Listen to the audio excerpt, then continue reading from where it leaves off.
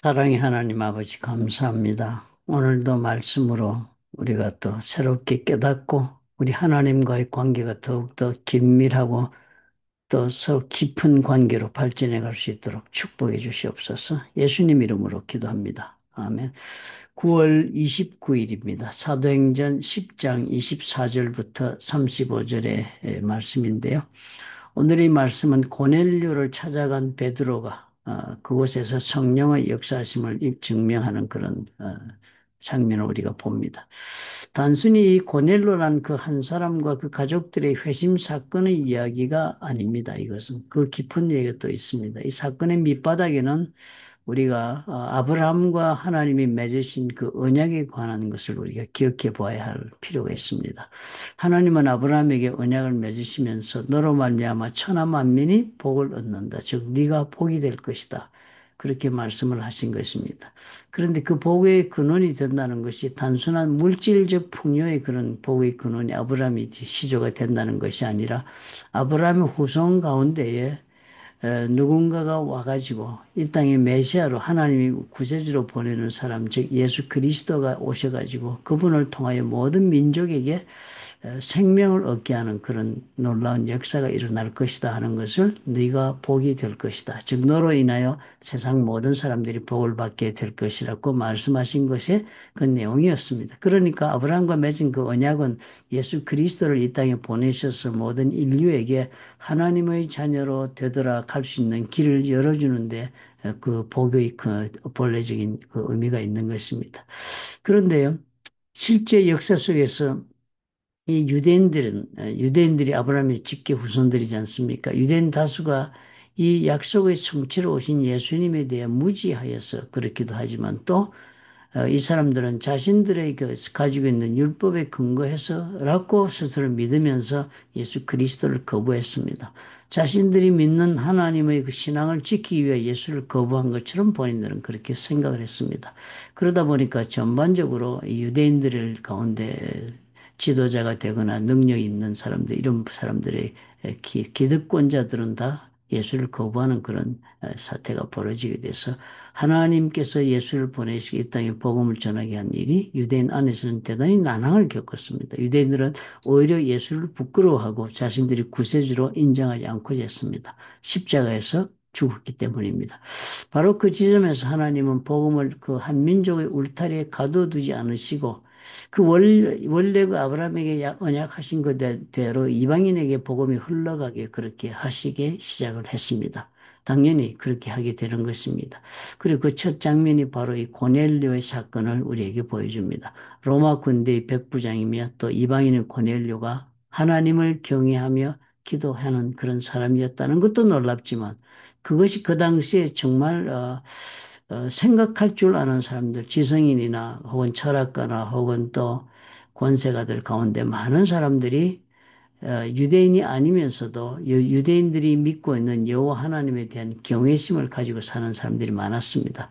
그것이 사도행전에 보면은 하나님을 경외하는 자들이라 이렇게 기록이 나오는 부분이 그 범주에 속하는 사람들입니다. 많이 배운 사람 혹은 또 하나님을 찾고 있는 사람 이런 사람들이 주류를 이루고 있습니다. 헬라 문화에서. 그런데 그런 사람 중에 하나의 고넬료의 사건이 지금 자리매김을 하고 있습니다. 고넬료는 로마 군대 백부장이니까 뭐 대단한 자리겠죠. 그죠? 백부장이니까 100명의 부하를 가지고 있으니까 지금 어느 정도 해당합니까? 우리 한국으로 말하면 중대장? 뭐, 혹은 대대장? 그렇게 되겠습니다. 그죠? 백부장 위에 천부장이 있으면 천부장이 아주 연대장에 해당하는 사람이죠. 그죠?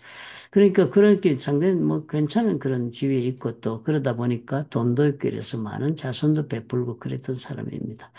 유대인 사도 베드로는 본래 이방과의 교제를 꺼렸죠. 그 유대인들이 다 이방인들은 개라고 생각하고 하나님의 자녀가 될 수 있는 자격이 없다고 그랬지만 고넬료의 집에 가서 환상을 보여주면서 복음을 전하라고 성령께서 강권하셔서 갔습니다. 그리고서는 오늘 이 본문 내용을 보니까 성령께서 역사하시고 고넬료와 그 가족들도 성령이 그 기름 부심을 받고 방언으로 기도하는 그런 은혜를 받는 것을 보고서 깨달았습니다. 하나님은 사람을 외모로 취하지 않고 각 나라 중 하나님을 경외하며 의를 행하는 사람은 다 받으시는 줄 깨달았다 그랬습니다.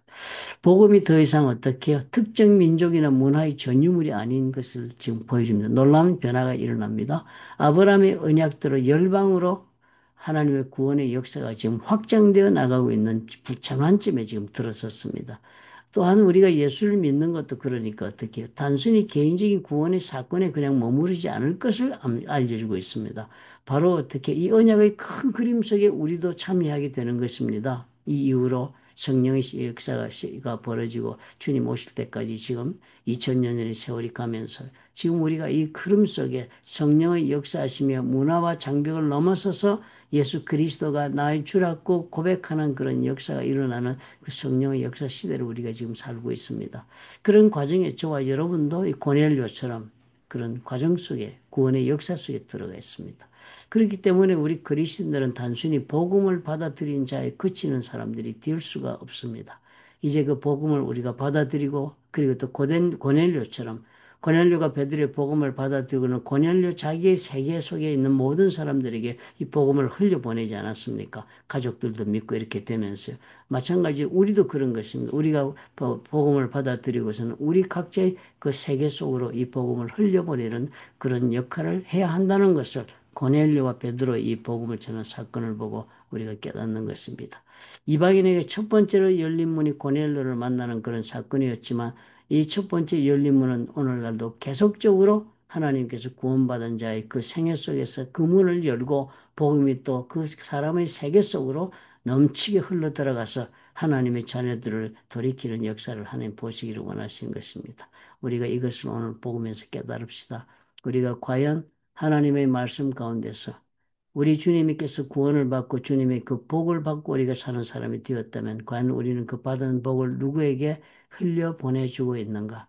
나는 구원의 역사 속에서 구원의 역사를 지속적으로 흘러가게 만들어 문을 열어주고 또 그것이 흘러가도록 도우고 있는 그런 복음의 구원의 역사에 채널을 열고 있는 사람인가? 아니면 나로서 모든 것은 다치고 마는 그런 폐쇄적 그런 구원의 자리에 있는 사람인가를 우리가 깊이 묵상해야 될 그런 사건이라 하는 생각이 들어집니다. 오늘 이 말씀을 생각하면서 오늘까지 내가 복음을 전한 사람이 누가 있었던가 하는 깊은 그런 질문과 또 자기 성찰이 있어야 되겠다 하는 생각이 듭니다. 기도하겠습니다. 사랑의 하나님, 아브라함에게 하신 언약을 지금 우리에게까지 이루어주고 계신 이 역사를 감사합니다. 고넬료 집에 복음이 임했던 것처럼 우리 가정과 교회에도 그 구원의 역사가 우리를 통하여 아버지 시작되고 또 흘러가게 주님 축복해 주옵소서. 우리가 예수를 믿는 것이 단순한 나 개인의 구원으로 끝나지 않고 하나님의 크신 구원의 역사 속에 우리가 참여하여 또 다른 주님의 구원의 역사가 전개되고 이어지고 확장되기 위한 아버지 사건의 중심에 우리가 있다는 것을 깨닫게 도와주옵소서. 우리가 만나는 모든 일들에게 그러므로 모든 사람들에게 그리스도가 주가 되심을 그리스도가 우리 구세주가 되심을 전하게 할 수 있도록 우리의 삶이 그리스도의 향기를 아버지 드러내는 삶이 될 수 있도록 축복해 주셔서 우리도 또한 사명자의 삶에 동참하여 하나님의 구원의 역사를 이루기 위하여 이 땅에 보내어지고 또 하나님의 은혜를 입고 복받은 삶을 사는 것의 그 목적을 우리가 다 감당하고 달성하는 쓰임받는 그런 영혼들 되도록 축복해 주시옵소서.